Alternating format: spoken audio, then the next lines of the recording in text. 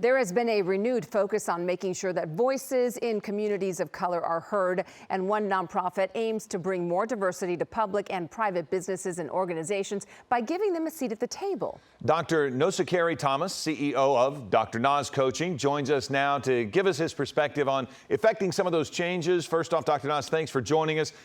You're an alum of the African American Board Leadership Institute. Can you talk a little bit about their work and how it's helped you? Absolutely. Thank you so much, Philip and Devonna for having me on today. Glad to be here. The African American Board Leadership Institute was pivotal in my development. As you probably know, it started in 2011, and it's a 3-day intensive started by Virgil Roberts 9 years ago when they wanted to respond to the need for being asked who can serve in these diverse positions on boards. Asked year after year, he developed this 3-day intensive. In this intensive, we cover board governance, we cover parliamentary procedures, we cover branding, financing, fundraising, and the whole gamut. And so it was extraordinary. But the most important part for me was the networking opportunity that I was able to have with so many bright, brilliant, and creative individuals. As a career coach and consultant, what do you tell people about the best way to celebrate their diversity and all they can bring to the workplace? Right. So very good question. I think the best way to celebrate is to be you, right?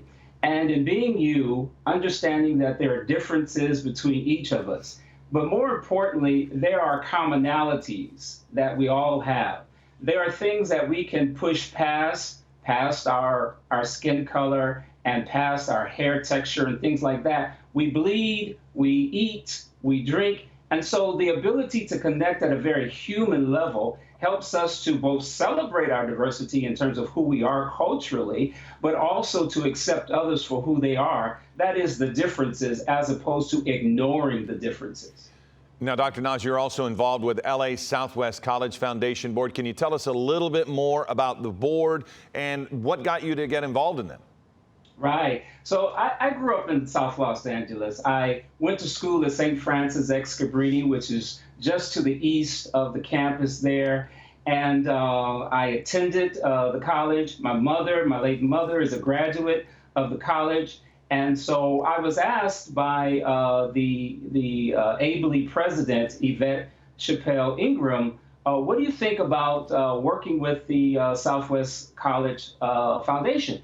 And I said, wow, that's like coming home. And so extraordinary opportunity. And so I'm working now with the chair, Al Smith, and a great group. And we're working toward raising funds, developing initiatives to help students who are often plagued by food insecurity, housing insecurity, and general public safety issues. And so we're trying to do the best we can to support them and others in the South Los Angeles community access education. Well, it's a wonderful cause, and there are so many people, especially now, facing all of those insecurities, maybe that they've never faced before. So thank you very much for joining us and being here, Dr. Nos.